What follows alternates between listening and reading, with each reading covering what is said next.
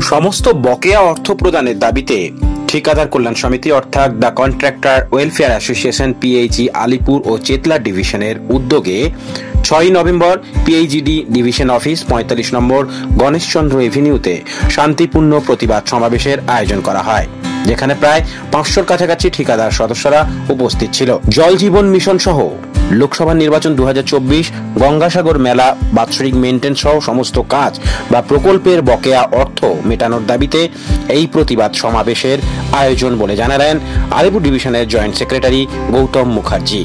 তিনি আরো জানান, সকল ঠিকাদার সব বাধা অতিক্রম করে সফলভাবে নির্ধারিত সময়ের মধ্যে কাজ সম্পন্ন করা সত্ত্বেও সংশ্লিষ্ট কর্তৃপক্ষ কাজের বকেয়া অর্থ প্রদানে সক্রিয় ভূমিকা পালনে ব্যর্থ। সারা পশ্চিমবঙ্গে মোট বকেয়া অর্থের পরিমাণ আনুমানিক 6,000 কোটি টাকা। কমপক্ষে 1.5 লক্ষ মানুষ প্রত্যক্ষ ও পরোক্ষভাবে এর প্রভাবে সমস্যার সম্মুখীন হচ্ছে। তাই বকেয়া অর্থ প্রদানের দাবিতে এই সমাবেশে কর্তৃপক্ষের দৃষ্টি আকর্ষণ করতে এই আয়োজন। আগামী 11 নভেম্বর দিল্লির জলসম্পদ দপ্তরে দাবি সনদ সংগঠনের দ্বারা পেশ করা হবে বলেও জানান। এদিনের মঞ্চে বক্তব্য রাখেন গৌতম মুখার্জি, অরুণ চৌধুরী, মনা মণ্ডল, পশুপতি গিরি, লক্ষ্মীনারায়ণ সাউ, মানস চ্যাটার্জি সহ অন্যান্যরা। স্বপ্নের প্রকল্প ছিল প্রধানমন্ত্রী জল জীবন মিশন এবং রাজ্য সরকারের একটা স্বপ্নের প্রকল্পে রূপান্তরিত হয়েছে। সারা পশ্চিমবাংলায় প্রত্যেকটি ঘরে ঘরে জল যাবে, পানীয় জল, বিশুদ্ধ পানীয় জল যাবে। সেই জন্য কন্ট্রাক্টর ভাইয়েরা তাদের জমি জায়গা বন্ধক রেখে, ব্যাংকের লোন, সোনা দানা বন্ধক রেখে ঝাঁপিয়ে পড়েছিল কাজে। কাজ ঠিক মতন করেছে, তার প্রমাণ কেন্দ্রীয় সরকার তার আইএস টিম পাঠিয়েছিল তাদের এখানে পর্যবেক্ষণ করবার জন্য। তারা মাটি খুঁড়ে করে 8টি জেলায় দেখে তারাই নিজেরাই স্বীকার করে গেছে যে কেবলমাত্র পশ্চিমবঙ্গ একমাত্র রাজ্য যেখানে কাজের মান খুব উন্নততর হয়েছে। সেই জায়গায় দাঁড়িয়ে আজকে ভাগ্যের পরিহাস, কন্ট্রাক্টর এত সুন্দর কাজ করবার পরেও আজকে তাদের এক পুরস্কার হিসেবে পেয়েছে অনাহার।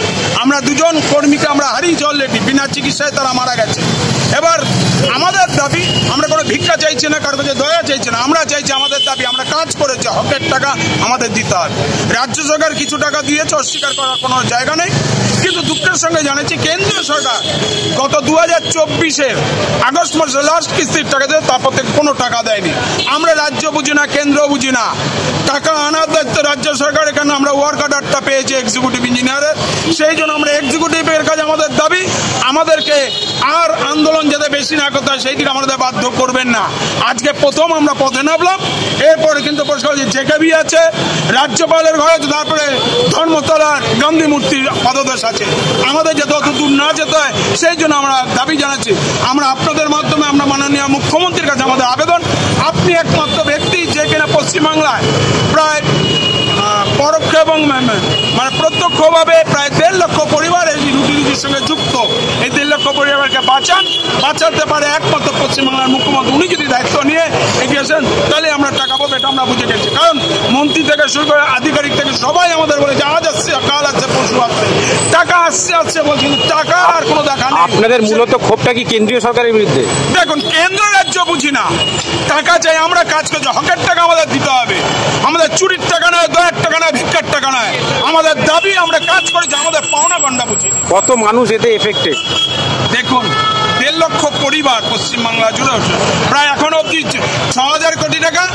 এখন যারা কাজ কমপ্লিট করেছে সেই কাজের বিল এখনো জমা পড়ছে না। কেন পড়ছে না জানি না। এই বিল জমা পড়লে সেটা 8,000 কোটিতে ছাড়িয়ে যাবে। আজকে আপনারা কতজন মানুষ এখানে সামিল হয়েছেন? আজকে আমাদের 500 লোকের সমাগম। এই ডিভিশন, এটা আলিপুর এবং চেতলা 2টো ডিভিশন নিয়ে করেছি। সারা পশ্চিমবাংলা নয়, পশ্চিমবাংলা আগামী দিন আন্দোলনে নামছে, সেটা দেখে নেবেন। আপনার নাম ডেজিগনেশন? আমি গৌতম মুখার্জি, আলিপুর ডিভিশনের জয়েন্ট সেক্রেটারি। ব্যুরো রিপোর্ট, প্রিয় চিত্র সাথী নিউজ, কলকাতা।